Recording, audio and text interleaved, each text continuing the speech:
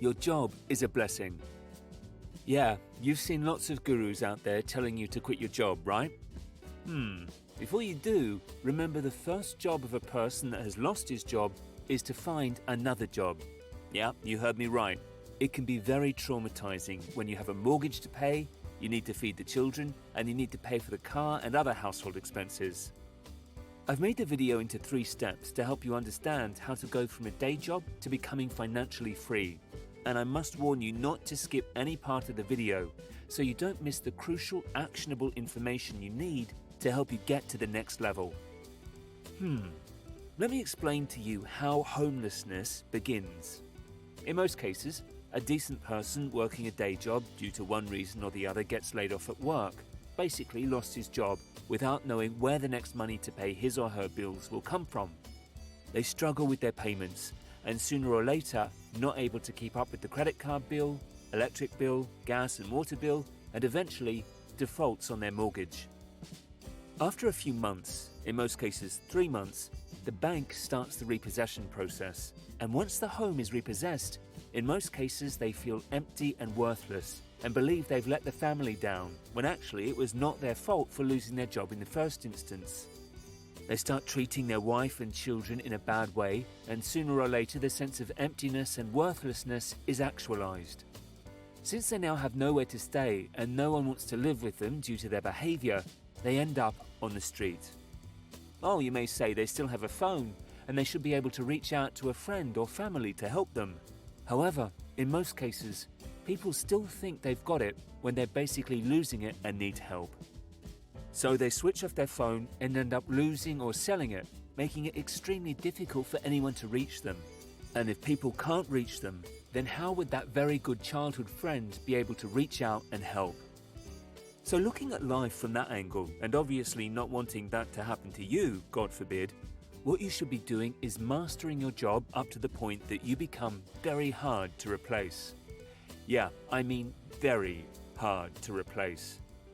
You can achieve this by improving your communication skills and always thinking, how can I make my manager's job easy? This is golden, as most people at work think of 9 to 5 as just a job.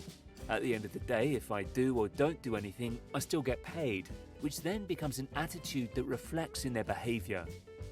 You master your job and have an idea of other related tasks your job entails. This is basically demonstrating to your manager you are more than capable and he can rely on you to deliver. See, when you deliver on a project, obviously your manager takes the glory. However, always remember that we're all human and he or she will always know who actually does the work. That's why they're managers anyway, to manage people. And remember, other people will not have that attitude at work. So using this approach, you will literally create a space for yourself in your manager's heart. I've been an IT contractor myself for several years, and as you know, or for people who don't know, contracts are typically 3 to 6 months. Using this same technique throughout my career, I did a few contracts for 9 months and 1.5 years, of which my longest contract is with the government, which I did for 4 years and 3 months. I tell you, most people are currently struggling with jobs, and if you're one of them, I challenge you to change your attitude towards your job, and you will be surprised things will change massively for you at your place of work. As a contractor, in some instances, I did everything and the manager was still not happy. So I continued doing my best and putting my all in and explaining to my manager at the time why I have to use the approach of rewriting the test, which he was not a big fan of. If I don't rewrite them, it becomes extremely difficult to manage and execute, so I understand he still does not buy my approach, but I stayed on the contract and looked for another one. Once I got another contract, I fired my manager and moved on to the next one where my skills were needed and appreciated. Step 2. Save and invest in parallel. Lots of people often think you need to save first before investing. However, you can do both at the same time, and this is how I did it. My wife bought her first house, and the property needs light refurbishment. I moved into the house with her and we did a new bathroom, kitchen and flooring all within 6 to 9 months. We basically saved for 3 months and then did the bathroom, then we fixed the kitchen and we did the flooring at the end. The property was revalued, remortgaged, and we got all our money out. This strategy is good when there's confidence in the market. Step 3.